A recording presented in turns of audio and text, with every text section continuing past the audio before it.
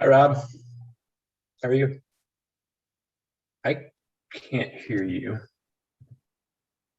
Can you hear me?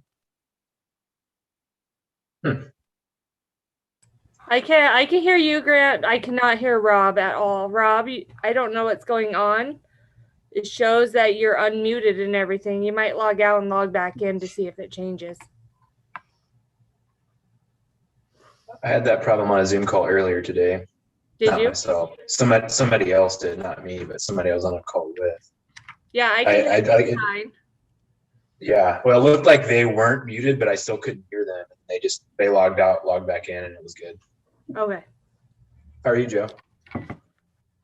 I'm here. It's been a long couple months for me, but hey, I'm here. Yeah, I hear you. Oh man, it's been a long week for me. We're almost there. We're almost there. I know. Actually, a long few weeks. Long couple months, to be honest. Yeah, still out there, but all good. Mostly good stuff. Good. I anticipate we'll be pretty quick tonight. I like that. Yeah. I did add introduction for Anne because she wasn't introduced last time. Oh yeah, thank you. Yep. I forgot about that. Yeah, I know. I'm gonna let the dog in. 1 second. Can you hear me? Yes, perfect. Okay, good deal.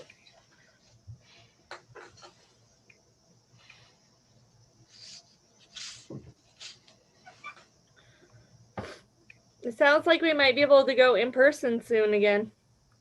Oh, that sounds great. Yeah, I didn't think they were going to let us from what I had heard previously, but it sounds Well, like who knows? Changes so quickly.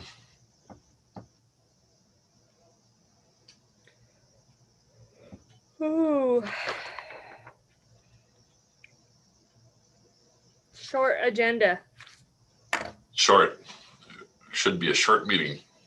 It'll be nice. It's nice outside to get out there and enjoy a little. Indeed.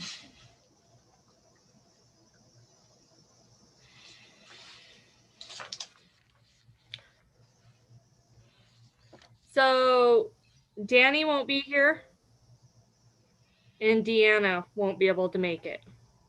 Okay. Danny had a baby. Oh, how exciting. Yeah, I didn't find out what it was though. So I'm excited That's next neat. time. Did I hear that you say Danny had a baby? Well, his wife, I mean, yeah. Yeah. He said he had a new one. So Nothing's out of the realm of possibility. the way our world's going. Hi, Charles. How are you? Hey, Grant. I'm doing all right. Hi, Charles. Hey, Rob. What's happening? Boy, I wish I knew.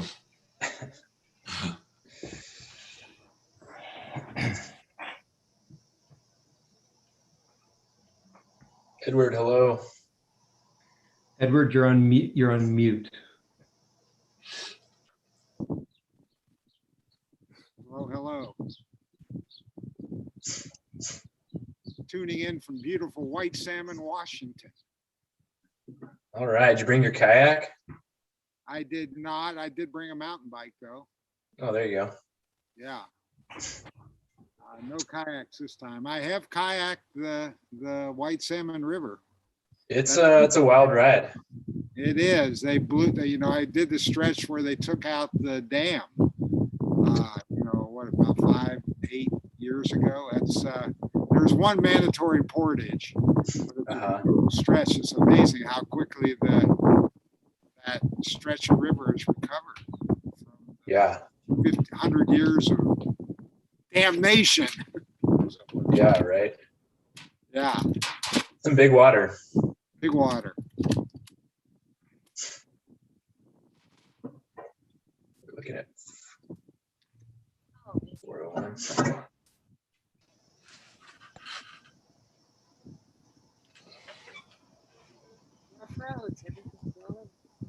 What happened?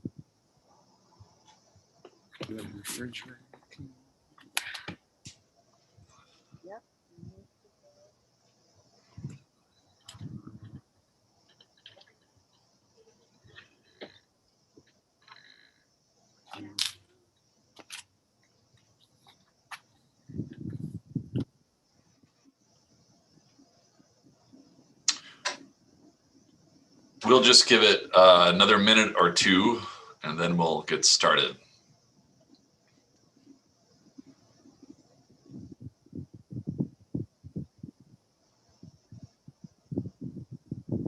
Looks like we do have a quorum, huh? Yeah, we have a quorum. We're just waiting for Eric and Julie would be the other two. Okay.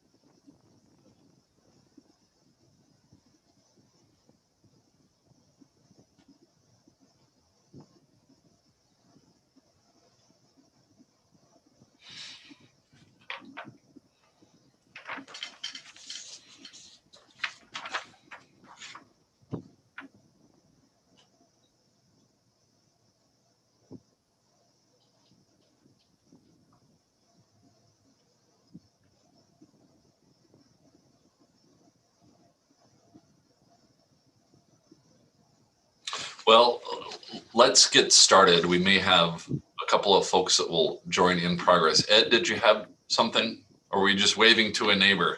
Oh, my son just. Oh, that's funny. Let's call our meeting to order. We do have a quorum. I will read the public meeting webinar script. Thanks for joining our meeting being held via Zoom webinar.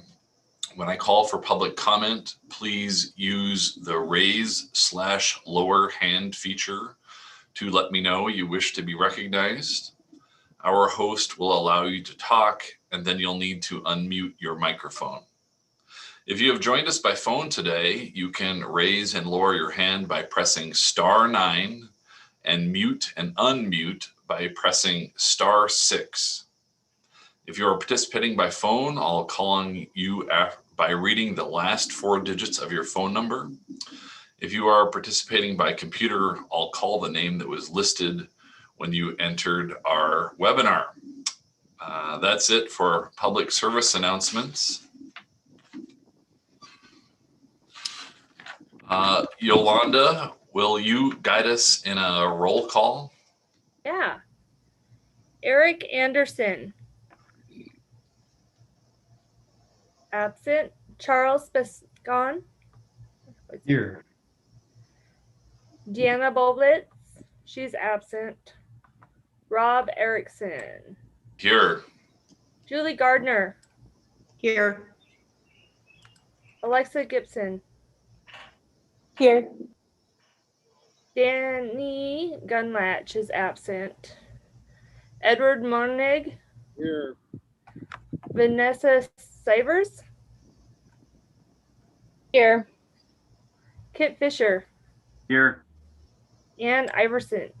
Here.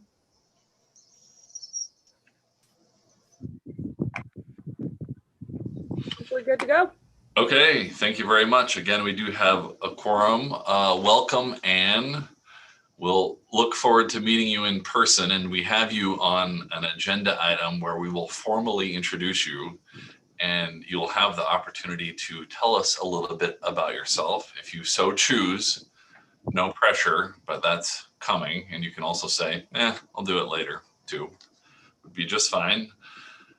Minutes. Has everybody had an opportunity to review the minutes from our March meeting?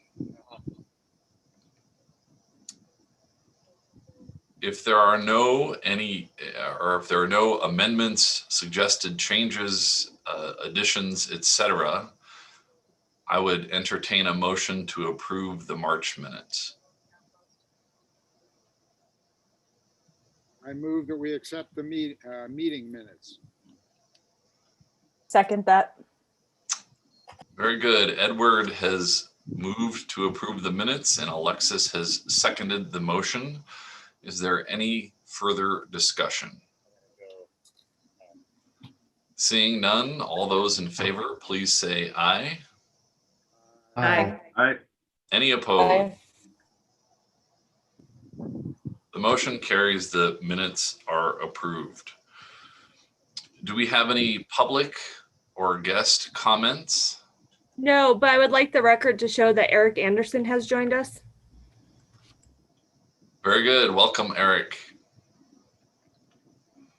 Sorry about that, guys. You were 1 minute late. We'll dock your pay. We have no public or guest comments. So, Anne, it's your time to shine. If you would like to just say a couple of words about yourself, we're awfully glad to have you. Well, thanks. It's nice to be here. Let's see. I use the open space just about every day. I live up in Lincoln Hills, so back up into it. And I think it's an important part of the Missoula community. I currently work at Mountain Press Publishing, and we do some good books on the area. And anyway, looking forward to working with y'all. We're glad to have you, Anne. Welcome. Our agenda today is pretty short, not necessarily a bad thing. The weather's pretty terrific right now, but we do have on our agenda election of presiding officers. I'll just introduce the topic a bit.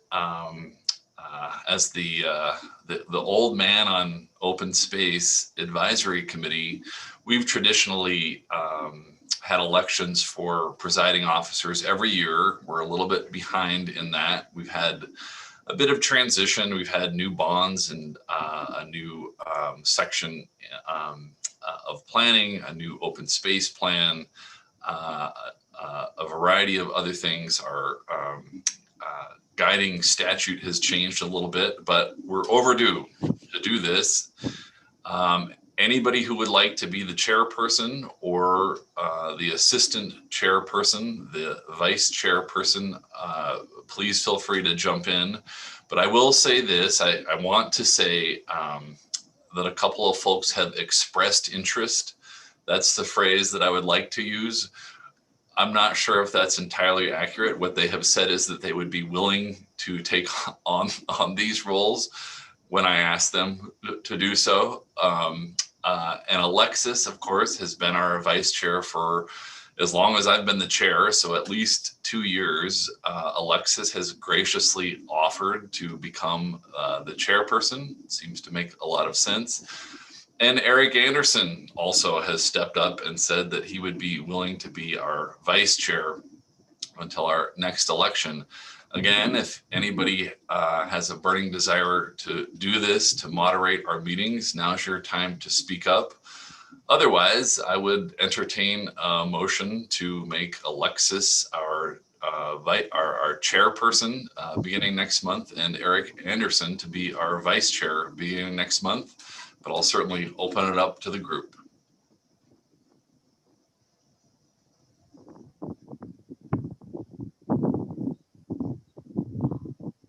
So moved. Well, in that case, just for our record, Ed, let me restate your motion. If I understand it correctly, and please do correct me, you've moved to elect Alexis Gibson as our chairperson and Eric Anderson as our vice chairperson. Do I have that correct? Correct. Is there a second? Well read. Well said. I second that. We have a motion made by Edward and a second by Charles. The motion is to elect Alexis as our chairperson and Eric as our vice chairperson. Is there any discussion?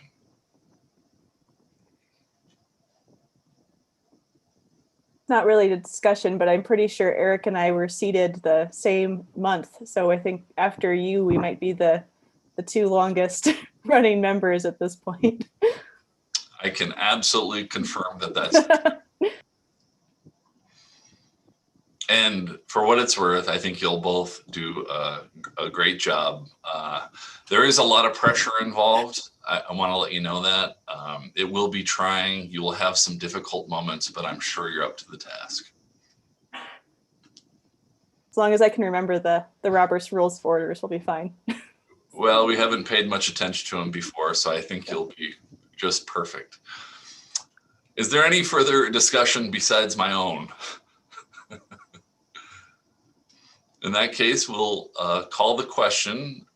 Again, the motion is to elect Alexis as chairperson, Eric as vice chair. All those in favor, please say aye. Aye. Any opposed? Aye. Seeing none, it's unanimous. Congratulations to both of you. You're on the hot seat next month.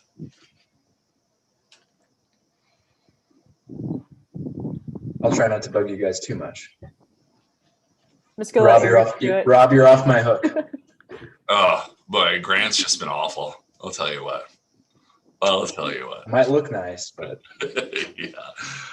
Okay. Rob, you're not rolling off, are you? Are you? No, You still have term left, right? Yep. I'll be on the committee for the next 2 years. I'll be here. Ask me any question you would like. I'll be happy to give you a partially correct answer. I'm looking forward to the heckling. Hear, hear. On to more substantive business. We have our evaluation process worksheets. Again, we discussed this a bit last month and we've discussed it before, but really hats off to our subcommittee for putting in a lot of time and effort and really thoughtful input into this. And really hats off to Grant too for spearheading this. I said it last month, but his experience certainly shows in doing this. For what it's worth from my end, I guarantee it will be a great improvement. And it's seemed to have improved throughout our process over the last few months as well. Other than that, Grant, I'll let you say a few words about this. But otherwise, we'll, after that, entertain a motion to adopt these new documents, which seem to be a great improvement. yeah, thanks, Rob. So just before we jump in, just a couple of quick housekeeping things. I did notice, I believe it was the project evaluation worksheet that was posted. It has in the footer a draft from, I think it says January 2021. That was just an oversight. It is the most current draft, so no worries there. We'll get that updated. I did want to note that the drafts have incorporated all of the changes we've discussed. You did see that one of those documents is a red line. Those are what I would classify as non-material changes. So you've got the latest and greatest drafts. I just want to make sure that you guys know that. And before we jump into questions or comments, I just want to thank the subcommittee again. It's been a bit of a labor of love for me and as well as the subcommittee. So thank you guys that were on the subcommittee for going above and beyond, and thank you to the committee members for your input and feedback. It was really helpful to have sort of a diverse array of different perspectives and backgrounds and experiences and different, people coming at this process from different angles based on their background and where they live and all that good stuff and how they access public open space. So I feel really good about the tools that we've developed. I did, I want to make it clear that we looked at other communities, open space processes and the way that they evaluate open space projects and some of the tools that they use across the West. We incorporated a lot of, some of the benefits of those programs. We talked to folks from other communities. And as Rob said, I drew on my experience working sort of on the other side as a project manager. So sort of in the shoes of Five Valleys Land Trust, if you will, in my past life. or professional experience. So, you know, we really looked at this from a lot of different angles, and I feel really good about just having a really robust, you know, functional, useful tool moving forward as our communities changed. And so, and as Rob kind of alluded to, and as you guys know, we did have the new open space plan. We had the institution of the new open space 2018 open space bond, which did carry with it some new eligibility sort of related to capital improvement projects. So we did incorporate all of that. And so I feel really good about what we have. And I would love to know if you guys have any questions, comments, any further input or feedback. What other communities did you guys look at? I'm just curious. The subcommittee. Yeah, we looked at sorry, it's been a while since I've looked at those documents, but Larimer County in Wyoming, or in Colorado, we looked at Ravalli County, we looked at Lewis and Clark County in Montana. We looked at some communities out east, and you know, we definitely cherry picked some, but a lot of it was just sort of, you know, inventing the wheel, if you will. We kind of used that as a basis and then built it from there. I'll be honest, we didn't use a whole lot, but you know, there were some, you know, some of the scoring stuff that we chose, you know, the high, medium, low versus, you know, assigning a number to a project. That was based on my experience elsewhere, and we did sort of check in with some groups that did both, you know, the high, medium, low versus the number, and so we, you know, felt really good about, you know, choosing the high, medium, and low scoring system. Yeah, so I can provide more information. I know that there was a couple of different counties and cities around Wyoming, Colorado, and I believe Washington, and then again some East Coast places as well as Montana that I mentioned.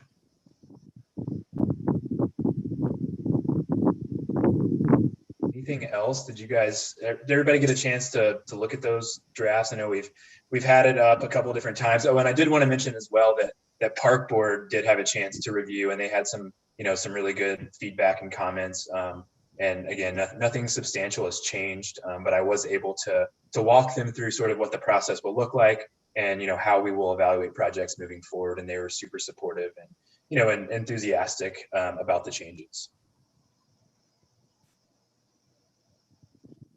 Grant, I don't know if this is from the Parks Board or if it's just been rewritten, but on page 19, there's the edit, the track changes says how a project contributes to the reduction of long-term costs of provision of public services such as schools, transit, utilities, and roads.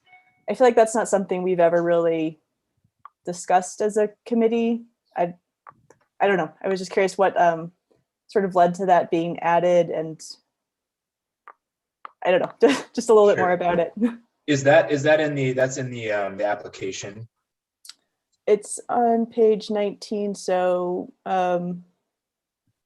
yes, level 2 application. Let me see if I can pull that up so that we can all just make sure we're all looking at the same thing. Can you guys see my screen? Yep. Okay, let's see. That is not the right document. We want this one. Oh, sorry, I've got a rowdy dog, if you guys can hear that.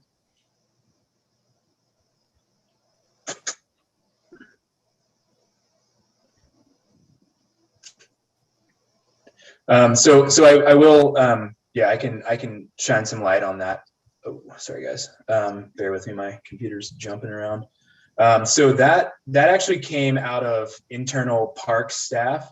And one thing that we're looking at is sort of how, you know, the intersection of development and progress versus, you know, conservation and preservation of open space. And so I think that again speaks to us just calling for some information related to, you know, elaborating more on, you know, like for instance, the Dean Stone project. One of the ways that we sold that project was that it reduces development in the wildland urban interface. So, you know, we don't have firefighters risking their lives for homes. We keep our services nice and tight in the urban core. We're not sending emergency services up into the hills. You know, we don't we don't have emergency and police activity up there. We keep it closer to the urban core. And so I think when it's just another way to look at these projects and sort of an ancillary potential benefit of the projects, if that makes sense.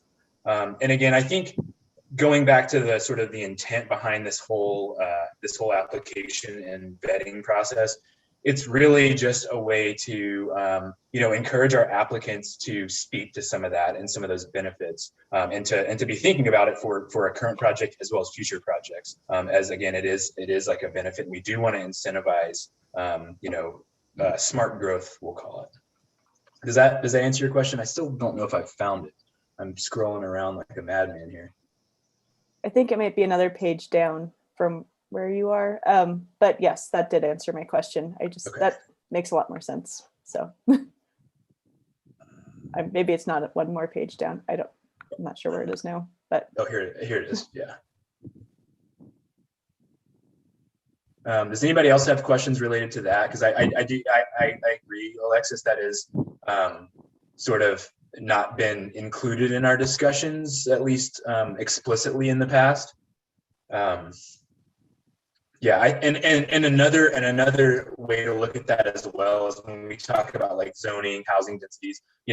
Are we thinking about, again, it's sort of location based. Are we thinking about when we preserve an open space or develop a recreation property or whatever shape an open space project takes? Are we also thinking about we're spending public open space dollars here? Does it make more sense for an affordable housing project based on like housing density, zoning, location level services? Or is it a good space to, invest recreational trails dollars and things like that? That's another way of looking at it as well.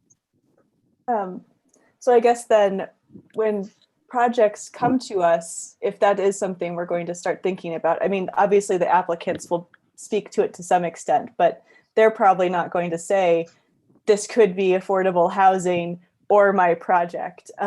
So are we going to be like, is somebody from the city or going to be speaking to that? Or are we going to start bringing that type of information into our discussions? Yeah, the idea is that we certainly can. I steered away from including it in our like actual criteria that we in our worksheet to actually score or evaluate the projects, because I feel like we do need some consultants or professionals to come in and help guide us through that conversation. Mm-hmm. But I think it's to kick off the conversation and the thought process around that. And make it more comprehensive. And, given the different projects, if it makes sense to bring in somebody from planning, I can speak to a lot of that through because I do work on the planning side as well.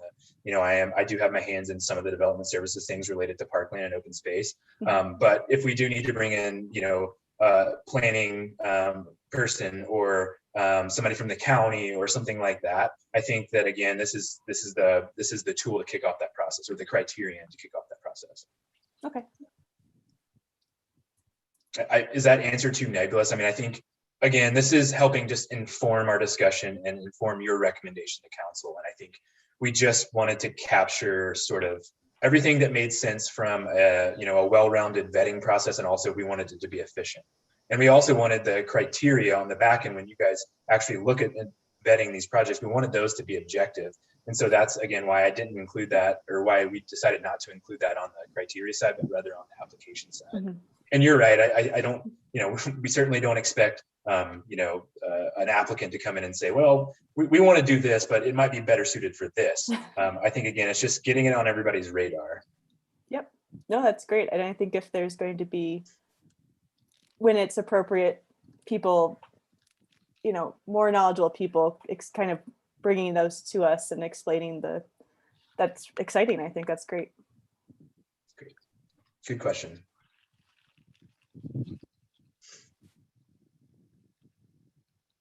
Is there any other discussion on the new application and evaluation forms?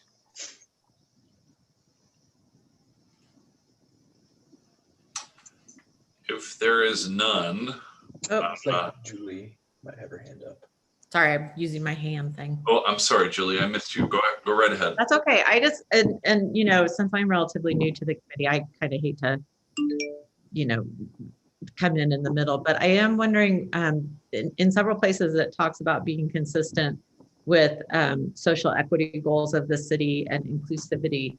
And when I went and read the city's policy on that, and one of the things they say is that in all areas, the city will endeavor to consult with First People, whatever policy it is. And I'm just wondering if there was thought to making that an explicit part of the analysis, or at least the application, to say that you have done some consulting with the local tribes and gotten their impact, or did I miss it? It's in there, and I guess there's the question of whether or not it's in there in a substantial enough way. And let me see if I can find it here. I know it talks about it's in a different section. It's inclusivity. Yeah, it's in a different section, and that was by design. So it's down here in cultural and historic resources. Okay. So we've got cultural, archaeological, historic value. We've got culturally sensitive sites or resources identified by tribal representatives or documents here. If you can see that. So that's our, our prompt that, again, like along the same lines of our last discussion or question, if it's the right project, we will bring in tribal representatives if necessary. We'll consult tribal documents. And so, yeah, does that sort of get at what you're asking? Or I guess the question is that explicit enough from your standpoint? Well, like I said, I'm new to these documents. You guys have been working on them forever. So I'll sort of defer to you all if it is explicit enough. I was looking at the city's policy, and it kind of made it sound like they're going to make a new effort to always seek tribal input into policies and decisions. And so I didn't know if that should be something that should be explicitly on there, but Right. Sort of bring it up just for discussion, and going forward, we can keep an eye. No, that's increasingly important, and it's something that I don't think that we did include explicitly in the past, and I feel very strongly that we should. And so here's the other document here. This is calling for, as one of the steps and checks in the checklist, statements from tribal representatives or information related to cultural significance from tribal documents or other tribal sources. That was at least in my opinion, and I think in the subcommittee's committee, because we did explicitly call that out and discuss it and sort of on its own, and so that's how we addressed it. Yeah. Okay. Great question. Thanks. You bet. Great question, Julie. And I too was particularly pleased to see that addition into these documents, which had not been there before, but obviously critically important. Any other discussion about these two forms? Yeah, I had another question for Grant, and this is probably an easy one, and maybe I've just missed it, but I was trying to sort of see an explicit bullet, and maybe it doesn't exist, and maybe it's been thought about differently, of sort of properties, location in relation to, like, are they adjacent to public lands or other protected lands already? Yeah, good question. I like easy ones. We do capture that in a number of different places, and I might stumble to try to find it because it's a bit spread out. But so here. Oh, sorry, my computer's jumping around again. Bear with me. Let's see. So here in wildlife and native plant communities, we've got the property is located. Can you guys still see my screen and my cursor? Yes. Yep. So we've got under wildlife habitat and native plant communities, we got properties located near other protected properties, public or private, that contain. I guess I was wondering, and I did see that, Grant, and I was wondering if explicitly, I mean, if a property is adjacent to other public or private land that's protected, I think that has more value than, I mean, near, I think could be, that mean it's a half mile away, so it makes the checkbox. That was kind of my Yeah, and I think the next one down kind of addresses that in maybe not so direct of a way, but it says, does it serve as a component of a migration or movement corridor that provides connectivity? So to me, that was like how we sort of addressed the actual contiguous nature of what would be a wildlife corridor in this context. Does that help? Yeah, and I don't know if I was just seeing it through like the wildlife lens, whether it's public access in particular. Obviously, wildlife connectivity is a piece that, having connected lands makes a lot of sense. But I mean, I tend to think that properties often have a higher value if they're next to other protected properties adjacent to. So I just a point I wanted to bring up. Yeah, and I don't know if this is what you're getting at or not, but I'd also direct you to, we've got in agriculture and working lands, we've got properties located adjacent to both other working farms and ranches and other working farms and ranches that are protected by easement. And then down in recreation, we have property is adjacent to or provides connectivity to existing or planned publicly accessible trails, corridors, or open space lands. So we've captured it in a number of different places, but I guess my question is, did we not go far enough in wildlife habitat, in your opinion, or was the wordsmithing a bit confusing? Or maybe it's just the wordsmithing, whether it's near or adjacent to seems a difference to me in terms of how you might rate those. Okay. I hate to throw in here since I'm new, but it is in the section 1 under project context. The project existing conserved or protected open space. So I would also add. Yeah. Ed, hold that thought. Let's focus on what Anne has suggested. Sorry. Yeah, so it is captured up in the context too, and I, if I had started at the beginning, I think I would have caught that. But thanks, Anne. And yeah, so we did at least attempt to capture it from like all the different angles and all the different sort of buckets that we look at from a resource standpoint.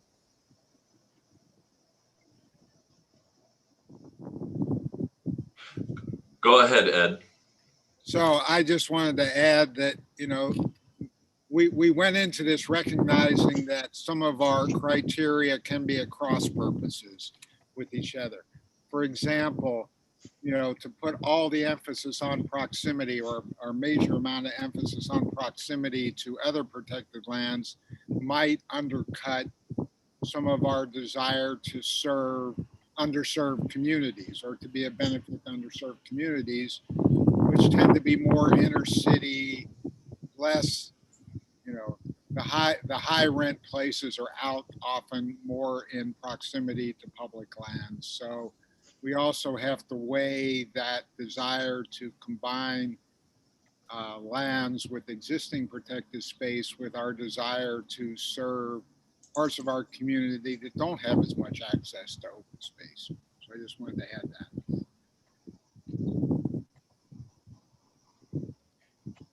That's helpful. Thanks. Yeah, good point, Edward. And I would add, sorry, Eric, I see your hand up, just to address that last. Thanks, Ed. And I think another way of looking at it too is, and I can certainly, now that I'm looking at like, the sort of the similar verbiage down in the ag component, it says, is adjacent to or near. To me, I don't know that that's important to add that word necessarily, but I think, obviously if we're looking at wildlife or ag or rec and it's adjacent to, it's probably going to score higher. It's probably going to be a high versus, a piece of property that's near other properties might be a medium or a low if it's not super close. And I think that's another way of looking at it too. And again, I'm just, from my perspective, that's how I look at it, and I'm open to debate there. I would, this is Rob. I would just say this, the components that we'll be looking at also reflect connectivity not just for habitat, but for other open space or open space type installations. And that might be the heart of it for me, is connectivity. That means something that is adjacent to something or going to be adjacent to it if there's another connective area. I really like those parts as well. So that's my 2 cents.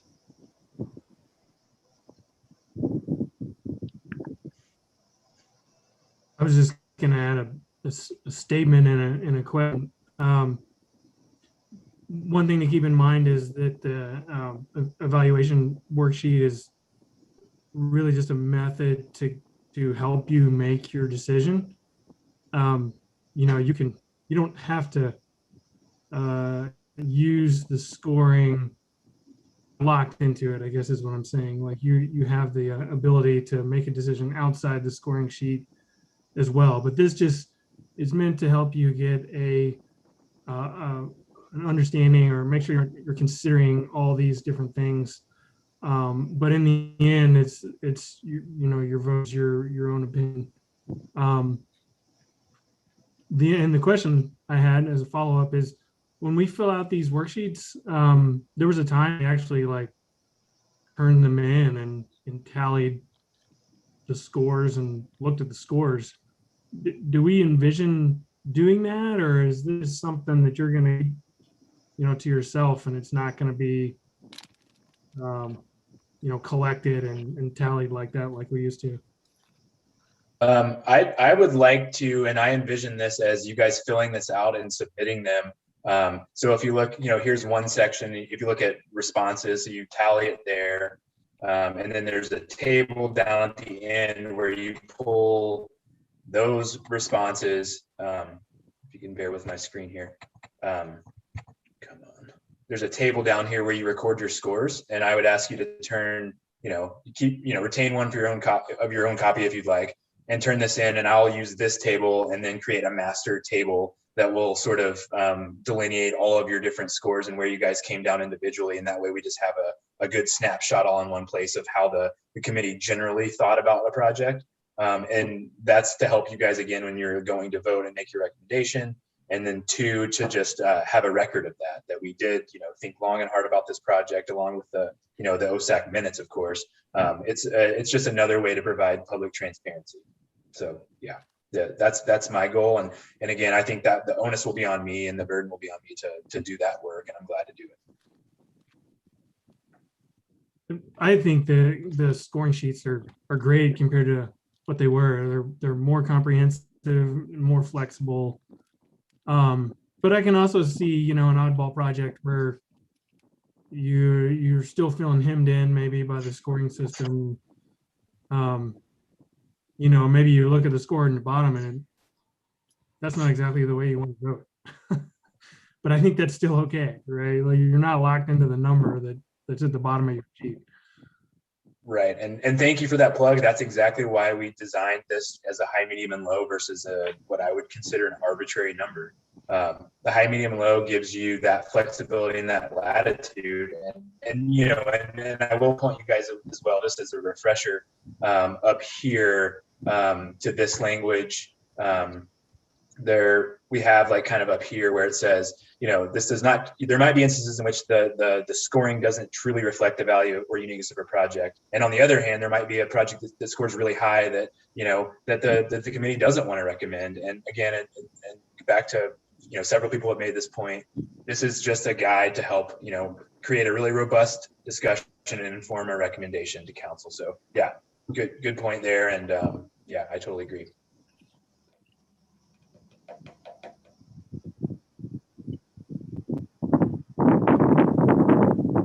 Great questions by everybody. Any other discussion?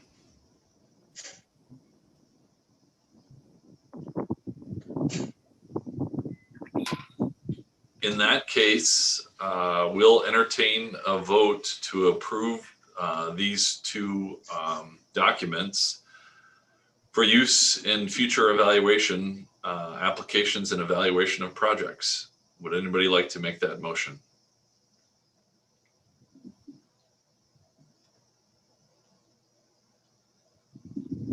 Sure. I move to approve the 2 documents.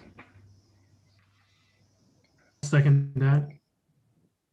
Got a motion by Charles, a second by Eric. Any further discussion? Rob, if I may, is just like an administrative question / maybe statement. And Rob, this is your call. You know way better than I do about this sort of thing, but I think that maybe we should word it in a way that we're adopting both the tools and the process, the documents and the process, because it will be a bit of a new process with the 2 levels and all that stuff. That's maybe an overthinking that clarification, but maybe it's important as well. Not at all. An important clarification.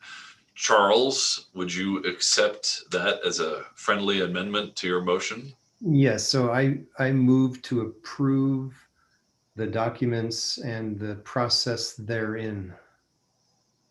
Very good. I assume, Eric, that's fine with you? I'll still second. Wonderful. Any further discussion? Everybody wants to get outside in the sunshine, I think. That's my opinion. Seeing none, let's call the question. All those in favor, please say aye. Can we do individual votes on record for this one, please? Sure, absolutely. Yolanda, would you do the roll? Yes. Eric Anderson. Yes. Charles. Aye. Rob Erickson. Aye. Julie Gardner. Aye. Alexis Gibson. Aye. Edward Monig. Aye. Vanessa Sivers. Aye. Kip Fisher. Aye. Ann Iverson. Aye.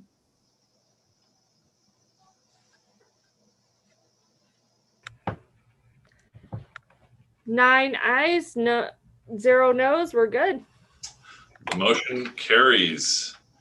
Not much left in our meeting. Any announcements, ideas, suggestions, anything for the good of the order? Just a question. When might we expect to meet in person? Any thoughts on that? What a wonderful question. I hope soon. Grant, Yolanda, do you have any input as to that? Yeah, I can weigh in on that. We are able to, starting in June, we do have the ability with our committees to meet in person. I got the directive that perhaps it's wise to wait on June's meeting, but it looks like, hoping nothing changes, that we can meet in person starting in July. Perhaps June, but I think July if things continue the way that they've been going. I think certainly with the summer months coming up, I for one would be very comfortable meeting outside. Field trips seem in order, Grant. I will try my best to arrange a non-arbitrary field trip, or maybe an arbitrary one. But I do think that includes. I do think we have the ability to meet inside. I agree fully with Edward that we should meet outside as long as we don't need technology or something. And I do think that there are. I'm not able to go into details because it's not on agenda, but I do think there's some projects coming down the pipeline at some point soon. I can't say exactly when, but yeah, we'll get out on site. We'll get outside, and I would love to see all your faces in person and meet some of you in person for the first time. Hear, hear. We're all looking forward to it. Anything else for today? I was just going to add that seems like the word on the street is the Deanstone High, Wide, and Handsome Trail is probably going to open in June. Is that a correct assumption, Grant? Yeah. And actually, I was thinking that might be, if you guys are open to it, I don't know if it will fit in with our normal time, and maybe perhaps it will, but if you guys would like to get out there and go for a hike or a bike ride or whatever, I would love to take that on and make that happen. Awesome. And I think there's good reason. Five Valleys and Mount Missoula are working on what they call the House of Sky, which kind of comes off of the summit and goes up into the West Fork of Deer Creek at Patty Canyon. So it'd be a cool opportunity to, I don't know if we could get up that high, but we'll see, and maybe check out a map of that and just kind of the more comprehensive plan for the whole system out there. But I might suggest maybe we go to the west end of the ridge. Isn't that pretty short to kind of get up from there and see some of the ridge? To drive up the West Fork of Deer Creek, you mean? Yeah. I think I mean it's a fairly long drive, but and it's dirt. But if we decide we want to do that, I think we could definitely do that. I'd really like to get out on the actual Highway Enhancement Trail as well, just because you guys were a part of making that happen. So I think it's only fair that we get you out on site. I'm certain that our new chairperson and vice chairperson and Grant will come up with something terrific for all of us. You're here. Anything else for today from the committee?